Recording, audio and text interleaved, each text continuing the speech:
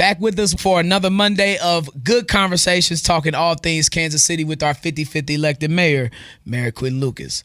Mayor Lucas, after attending KCPD's shooting review last week, you saw firsthand what many Kansas Cityans are feeling. Our youth violence problem has reached a breaking point. This weekend alone, an 18-year-old and a juvenile under the age of 16 lost their lives. We often hear the message, parents need to get their kids. And yes, that is true. But some families are dealing with circumstances that go far beyond what one parent can fix alone.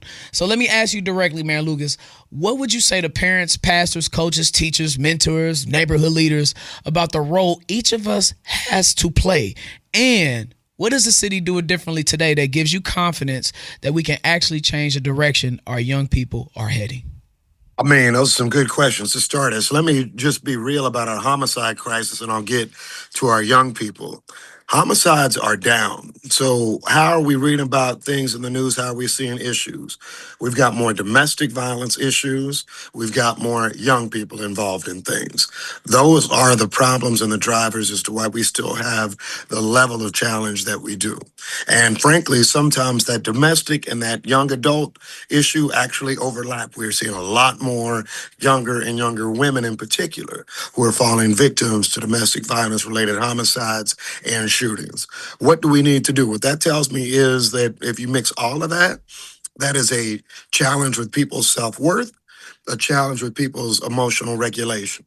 And so I hate it when people just give the long-term answer, but I'm gonna do it for once. Can't show up when somebody turns 19 and be like, you need to value the people in your life, value the women, value yourself and others. We need to make sure that we are teaching that to our young boys and girls from that age of 8, 9, 10, 11, 12, 13, and get it in them. The other thing that you have to do is make sure that whatever it is we're doing, and it can be from mayor's night hoops to everything under the sun, continuous and consistent.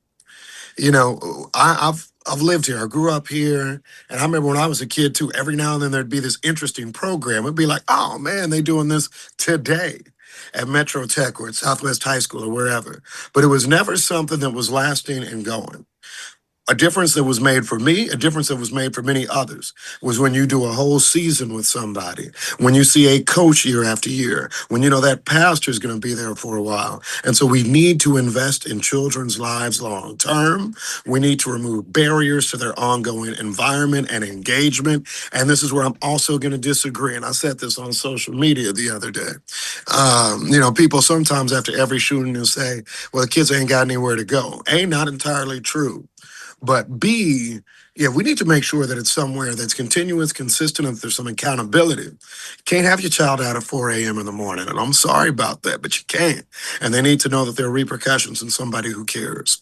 So it takes a whole of society approach, and right now we're not hitting it. So far, KC has been said to be one of the best hosts of the FIFA this year, and I know we all on the same page with keeping it that way. Now, Mayor Lucas, you will attend the Finance, Governance, and Public Safety Committee meeting later on this week discussing businesses operating without required licenses, permits, and even governmental approvals. Now, with this, what is the process? Will there be a sweep of businesses, period, in KC to check if everyone is up to par? Is there a list? Will people be cited or shut down? What is the idea when it comes to shutting down those businesses? All of the above. Shut down, cited, searched. Here's what needs to happen, right? And I'll tell you something.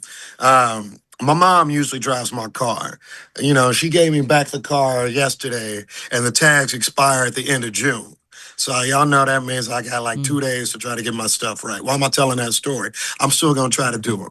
Because rules exist, right? You're supposed to follow the rules. And so I understand there are a lot of different businesses doing a lot of different things. And every time after a club gets shot up, every time after somebody gets, drugged, all of that, the business says it's not me, that's the individual. Well, I'm not worried about it. We got rules and we have standards in this community, standards that you are supposed to follow. You need to get a business license. You need to have a valid and active liquor license. You can't have 17-year-olds getting past your bouncer for security. And you need to make sure that it's going to be safe in your club. And one of the reasons, and look, I'm never going to absolve individuals, shooters and others, from the cause of the pain that they cause in our community. But at the same time, you start to see a pattern.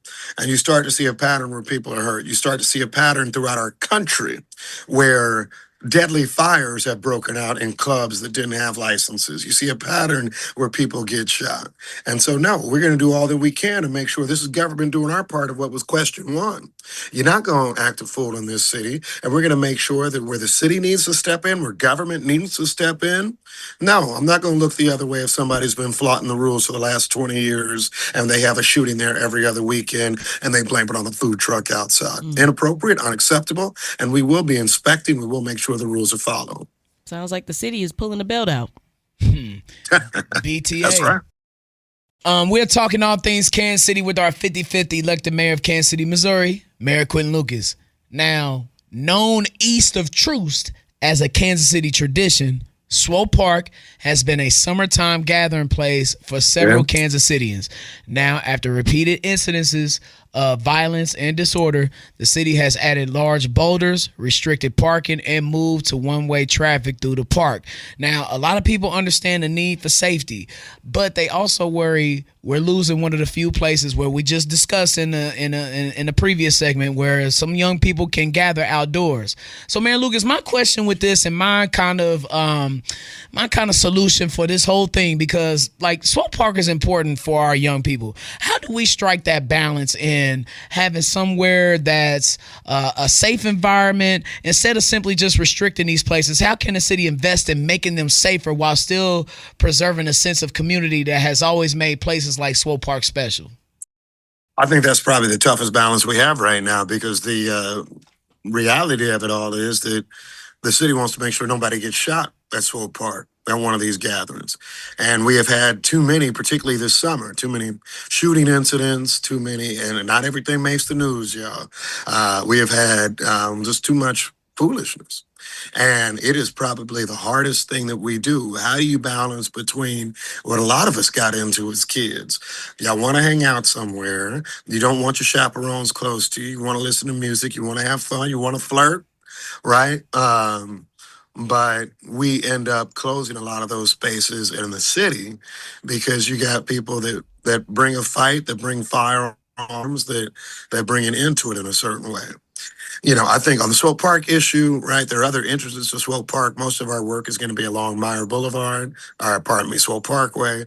The goal there being that's where a lot of people come in and enter. You can still actually get in through 63rd Street's entrance, through some of the others. And so it's more of just a barrier to those that aren't looking to actually kick it in the park, but maybe looking to come off the street and start some trouble. And That's Go ahead. And just to be fair, I'm just asking just for the people who are interested in this. Like, there's no way that we could have some sort of police presence there or some sort of security presence there just to kind of keep that tradition alive. We could, but we got our state-controlled police who tell me they don't have enough officers and staffing to say they can do it. Brian, I've asked that question probably 50 different times over the years. Why don't we increase the presence? We have a park ranger service. They tell me they're understaffed. Everybody tells me they're understaffed. I think that there is an interesting balance between legit understaffing and a secondary, and I'm not going to throw total shade on them, but a secondary, do you want to be there on Sunday night? And, you know, I guess some people are saying, you know, my point in the career, I don't want to be somewhere with some teenagers and find some trouble and have to do this part of the job. And that's the balance that we're getting. Now, there's an open question if a department we pay $350 million a year to should be able to have that type of answer. But that's going to be a long-term battle I think I continue to be in. But yes, could a security presence, I think, make that difference 100%. And do I think that if you had 4 police cars, maybe one with lights on, and they're standing right there, they may be a fool here every now and then, but most people would say, yeah, I ain't going to get in trouble there because at least the police may shoot back at me. Indeed, they usually do. But you know what? We're told right now that won't work. So we're going to keep trying to find other solutions. We appreciate your time as always, Mayor Lucas. Please continue to be a blessing for Kansas City. Y'all stay safe out here. All right, later. Yes, sir. We'll see you at the next car meet down at Swope. We'll see ya.